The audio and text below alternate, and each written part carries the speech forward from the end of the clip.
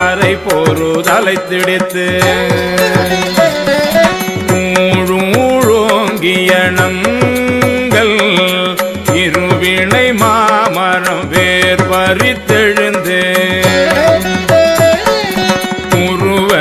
அருள்நீர் ஓட்டாருவரை சந்தின் வான் சிறை கட்டி மட்டவே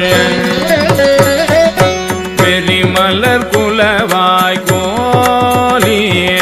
நிறையகில் மாப்புகை கரை சேர் வண்டுடை குலத்தின்